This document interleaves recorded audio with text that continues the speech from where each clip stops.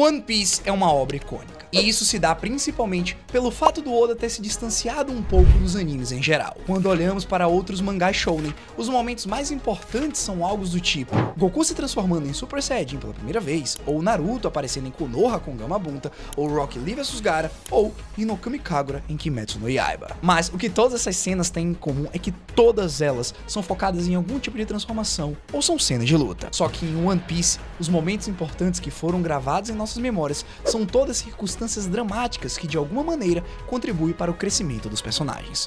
Momentos também envolvidos em fortes emoções que muitas vezes não tem nada a ver com lutas. Depois de mais de 1100 capítulos, Oda continua a nos impressionar com essas cenas e tenho certeza que será assim até o final. Então, pensando nisso, bora analisar a história toda? Desde o início, passando por todos os arcos, porque assim veremos os momentos mais impactantes de cada um deles, criando assim a lista perfeita das cenas que nos traz tantos sentimentos positivos e nostálgicos.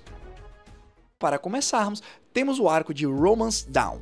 Imediatamente a primeira coisa que muitos pensam é a cena em que o Shanks dá o chapéu de palha pro Luffy, fazendo assim com que toda a história seja iniciada. De fato, talvez esse tenha sido o ponto de partida para o nosso protagonista, que sempre quis ser reconhecido pelo Ruivo. Porém, por mais que isso tenha sido uma cena de nos deixar motivados para assistir, tem um momento que com certeza deu o pontapé inicial para toda a história de One Piece. E isso aconteceu na primeira página do capítulo 1. Fama, riqueza, poder. O homem que conquistou tudo nesse mundo. O rei dos piratas, Goldie Roger. Essa é indiscutivelmente a fala mais reconhecida de toda a história. Muito mais do que incentivar uma criança, ele mudou o mundo e iniciou a grande era dos piratas. Logo na sequência, temos Orage Town, quando o Luffy tem que enfrentar o grande Buggy D. Clown. Devo dizer que em termos de momentos impactantes a gente não tinha muito, pois estávamos no início da obra. Pensando nisso, eu vou dar o crédito de melhor cena para o momento em que o Chow Chow protege a pet shop do seu falecido dono.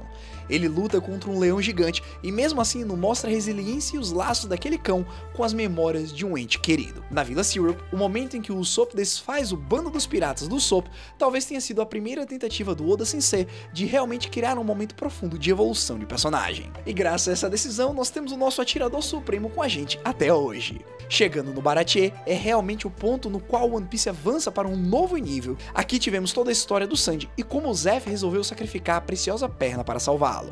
Contudo, desde o momento em que o Mihawk é introduzido, nós somos jogados em um mar de cenas interessantes. Desde a primeira parte que ele puxa sua faquinha de pão para lutar contra o Solador, até a finalização da luta onde o Zoro vira o peito para ser cortado. Só que para mim, a cena que faz com que todos nós lembremos o arco é quando, derrotado, o Zoro diz que jamais perderá de novo, até o momento em que ele se tornará o melhor espadachim do mundo. Ao lado disso, temos a motivação do Takaname dizendo pro Roronoa superá-lo. E se você quiser ter a força do Mihawk e a motivação do Zoro, é necessário que você aperte nesse botão de se inscrever e no de like para continuar recebendo muito conteúdo relacionado ao pirata que estica. Em A Long Park, é fácil. A parte em que o Luffy entrega seu chapéu de palha para Nami e diz que vai ajudá-la. Para muitos, é aqui que o One Piece mostra pela primeira vez a sua genialidade. Até chegar nesse arco, muitas pessoas que assistiram o anime ou leram o mangá pensam que a obra será focada em lutas e escalas de poder. Entretanto, quando se deparam com a situação que o Luffy precisa entender o passado da Nami e lidar com isso, é o que as faz finalmente sentir o poder emocional e a riqueza de cada um dos personagens. Sério, a Nami chorando e pedindo ajuda me faz tremer até hoje. Avançando para Log Town, eu tenho uma certa dificuldade de escolher porque simplesmente não temos nenhum tipo de desenvolvimento épico. Só pra vocês terem ideia, a primeira cena que me vem à cabeça desse arco é o Zoro na loja do Hippomatsu testando a sua nova espada, que foi a Sandai Kitetsu. Aqui ele joga a katana pra cima e coloca seu braço pra jogo, provando que pode dominar aquela lâmina amaldiçoada. Esse momento enaltece bastante as qualidades do espadachim e realmente reforça o voto que ele fez anteriormente no Baratie. Nos faz sentir que realmente o Solador tinha se tornado um homem incrível. Porém, a que eu vou escolher como vencedora é a parte em que o Luffy vai ser executado pelo Bug e antes que alguém possa fazer algo, ele apenas ri e pede desculpa para os seus companheiros e simplesmente aceita seu destino. Bom, como membro do clã D, é bem óbvio que o Chapéu de Palha não teme a morte e sempre que se depara com ela, esboça um sorriso. Mas aqui, na mesma plataforma que o Roger foi executado, Luffy fez exatamente a mesma coisa que o antigo Rei dos Piratas. Foi extremamente profundo. Fora que logo na sequência, seu pai tacou-lhe um raiozão para salvar a sua vida. Reverse Mountain é bem simples. A parte que o Chapéu de Palha conhece em Alabum assim que atravessam a cachoeira é incrível. No final, ter uma baleia gigante esperando por eles lá no início da Grand Line épico de certa forma. Avançando para o Whiskey Peak, temos mais uma vez a demonstração de poder do Zoro quando ele, sozinho, luta e derrota 100 caçadores de recompensas da Baroque Works. A cena do Solador vendo todas aquelas pessoas de cima e depois partindo pra luta como se tivesse em outro patamar dá uma certa acelerada no coração. É aqui que a maioria das pessoas começa a entender do porquê que o Zoro se tornou um personagem tão adorado pelos fãs. Em Little Garden, o momento mais icônico é a parte final do arco, quando Dory e Brog fazem as pazes e decidem que chegou a hora de deixar aquela ilha. Se juntando, depois de 100 anos de guerra, eles utilizam a poderosa habilidade combinada Hakoku e fazem um buraco no meio de um peixe que tinha o tamanho de uma ilha, revelando assim o poder colossal dos bravos guerreiros gigantes de Elbaf. Fora que aqui nós teríamos a ponta de gancho que vai nos levar para Elbaf, o arco dos gigantes, 20 anos depois. Em Drum Island existe aquele momento clássico onde o Chopper cai em lágrimas ao ver aquela simulação de cerejeiras, que na verdade é neve cor-de-rosa. Porém, o discurso do Dr. Hiriluk é possivelmente algo que todos se lembram até hoje. Aqui, o doutor faz o questionamento do que faria uma pessoa de fato morrer. E então, ele filosofa um pouco, se perguntando se é quando uma bala atravessa o coração, ou se quando alguém tem uma doença incurável, ou até mesmo quando se bebe sopa envenenada. Nenhuma dessas respostas era correta. Porque uma pessoa morre quando ela é esquecida. E ao falar essa frase, todo o meu ser estremece. A profundidade por trás dos personagens que o Oda cria chega a ser surreal. One Piece é cheio de citações poderosas e emocionantes atualmente, mas se pararmos bem para pensar, esse discurso foi o primeiro de todos. Avançando para Alabasta, temos um arco focado em amizade e superação. Tivemos o primeiro grande confronto entre Luffy e um Chichibukai. Não só isso, foi aqui que as frutas logias começaram a ser exploradas, fazendo assim com que a balança de poder mudasse. Contudo, a melhor parte com certeza foi o final, quando, ao partirem, Luffy e seus amigos levantam seus braços marcados com X para mostrar para Vivi que eles sempre estarão juntos e sempre serão companheiros. Depois de tudo que passaram, a princesa de Alabasta teve conhecimento de que aquelas pessoas estariam na sua vida para sempre. Existe um motivo do porquê que tantas pessoas escolhem essa imagem em específico como wallpaper. Isso é porque é a representação perfeita do que significa ser membro do Chapéu de Palha, seus vínculos e laços. Em Jaya, eu vou deixar para vocês escolherem.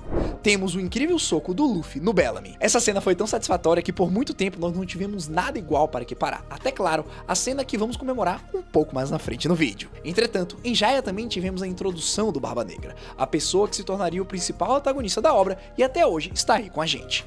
Lá, Oda apresentou esse personagem com mais uma das suas citações poderosas, que foi o momento em que o Teach afirma que os sonhos dos homens não podem morrer. E aí, qual das duas você achou melhor? Comenta aí.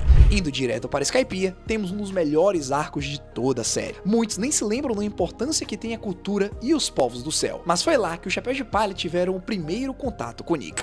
Ou seja, aquela cena do Luffy dançando enquanto sorria ao redor da fogueira. E sinceramente, pensando por esse lado e baseado em tudo que sabemos hoje, nada é mais incrível do que esse momento. Ao fazermos a conexão dessa página que foi escrita tantos anos atrás com o presente, nos faz realmente sentir que tudo está conectado em uma única peça. Em Long Ring Long Land, não temos a menor dúvida do que escolher.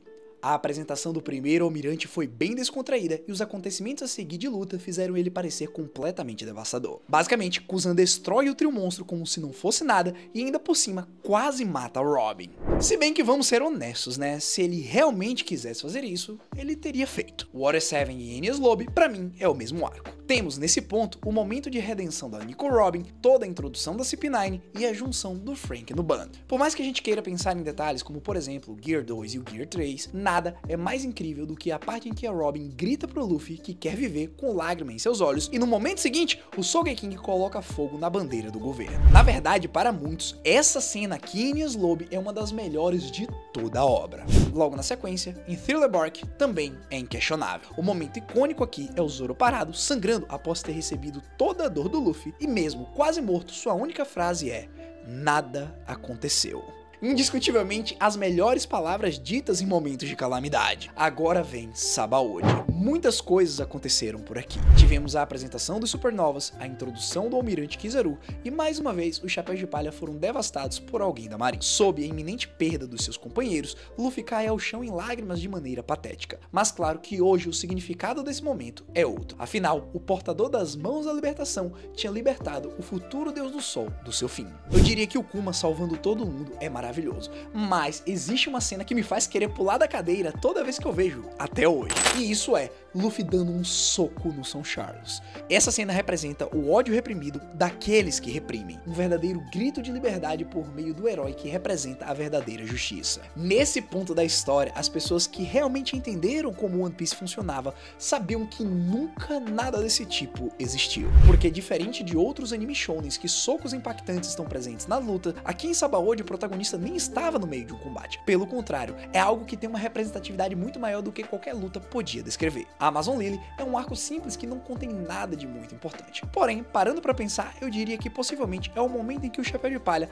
usa o Haoshoku pela primeira vez. Em Pell Down sim, temos como cena marcante o clash final entre Luffy e Mageran. Depois de tudo o que aconteceu naquela prisão, ainda temos o Chapéu de Palha enfrentando alguém assustadoramente mais forte do que ele. Mesmo assim, ele não recuou e ainda acertou um grande Gomu Gomu Bazooka que fez o carcereiro-chefe ficar de joelhos. Em Marineford, temos possivelmente o momento mais icônico de todo One Piece, a cena do Ace sacrificando pelo Luffy. Até hoje eu não tenho palavras para descrever o quão impactante foi isso. Não só em termos de narrativa, como também o porquê nos pegou totalmente desprevenidos. Depois de lutar incansavelmente e estarem à beira de fugirem, de repente tudo se vira e Luffy perde a pessoa que mais ama. Graças à repentina morte do seu irmão, o Chapéu de Palha teve que passar por um profundo amadurecimento que culminou no pós-time skip. E é exatamente isso que acontece no arco de pós-Marineford. Luffy toma um sermão do Jinbe e de repente se lembra que sua vida não acabou, pois ele ainda possui seus amigos. O significado de tudo que viveram até ali tinha se colocado à prova e por enquanto ele ia treinar, ficar mais forte para reencontrá-los. Rapidamente, indo para o retorno em Sabaody,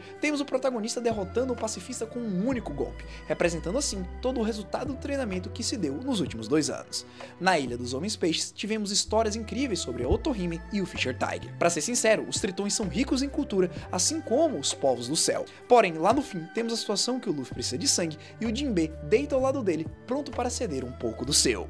Isso representa que o preconceito que existia entre as duas raças finalmente estava no fim, e o responsável por causar toda essa quebra dessa muralha foi o Luffy. Em Punk Hazard só consigo me lembrar da parte em que o LOL está lutando contra o Vergo e finalmente resolve usar seus poderes roubados, cortando assim não só seu inimigo, como também toda a montanha à sua volta. Alinhado com essa demonstração de poder, temos o discurso do Cirurgião da Morte, dizendo que a nova geração ia chegar chegando, amassando todo mundo pelo caminho. Indo para Dressrosa, só posso falar 2 palavras para vocês: Gear Forth. Ao longo de todo o arco, os fãs ficaram se perguntando se o Chapéu de Palha teria desenvolvido uma técnica secreta para lidar com alguém tão poderoso como o Dove. E na parte em que ele finalmente revela a sua nova transformação, fez com que todos os fãs fossem à loucura. Em Zou, quebrando mais uma vez o paradigma dos animes de lutas intensas e power-ups, temos uma situação dramática. Na reunião dos samurais com os Minks, havia uma tensão grande no ar, como se eles fossem acabar caindo na porrada uns com os outros. Contudo, de repente, Nekomamushi e Nuarashi se sentam com os outros Minks e falam que o Raizo está seguro.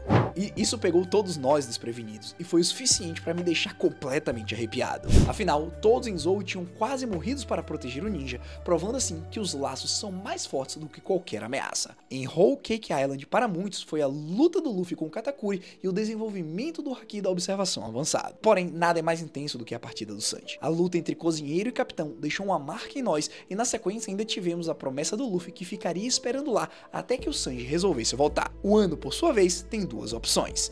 A primeira, claramente, é o despertar da fruta de Luffy, o momento em que todos foram à loucura por descobriram que ela não é uma Akuma no Mi da borracha, e sim a de um deus. Essa revelação, somada ao Luffy se divertindo enquanto entoava os sons dos tambores da libertação, foi tão recente na animação que a gente tem fresco na memória. A outra opção é no momento em que vemos os piratas Roger chegando em Laugh Tale através do flashback do Oden. Esse painel é tão icônico que se transformou em diversas fanarts ao redor do mundo. Finalmente, chegamos a Egghead. Embora o arco ainda não tenha finalizado, possivelmente nós já temos a cena mais impactante. E isso é o momento em que a consciência do Kuma é apagada. Depois de a gente ser alimentado com toda a história do bucaneiro e sabermos o seu real papel na história, nos deparamos com aquela sequência de imagens mostrando que o Kuma sempre esteve correndo atrás de alguma coisa, correndo atrás de ser útil para o mundo que lhe deu as costas, e mesmo assim, até o seu último suspiro, ele não parou de sorrir e amar sua família e amigos. Depois, nós vemos o Vegapunk puxando a alavanca e, em lágrimas, a escuridão toma conta do homem mais puro que já existiu. Ao fundo, temos suas palavras finais: um desejo de feliz 10º aniversário, para Bonnie. Somando todo o impacto emocional que foi gerado através dessa sequência de cenas, eu digo com toda certeza que mesmo meses depois de ter lido aquilo, e ainda aqui, enquanto escrevo esse roteiro, são poucas as cenas que realmente me fizeram chorar tanto e sentir o peso da escrita do Oda Sensei. Todo arco tem algo icônico, alguns tem tantos que é até difícil escolher entre eles. Aproveita para me dizer aqui nos comentários qual é o seu momento favorito de cada um dos arcos. No mais, eu quero agradecer a todos que chegaram até aqui, e se você curtiu muito esse vídeo e esse conteúdo, já deixa o like, me ajuda pra caramba. Não esquece também de se inscrever para continuar acompanhando tudo que eu vier lançando pra vocês, e eu agradeço do fundo do meu coração. Foi um prazer mais uma vez, até a próxima, Hashira falando vazando, eu fui.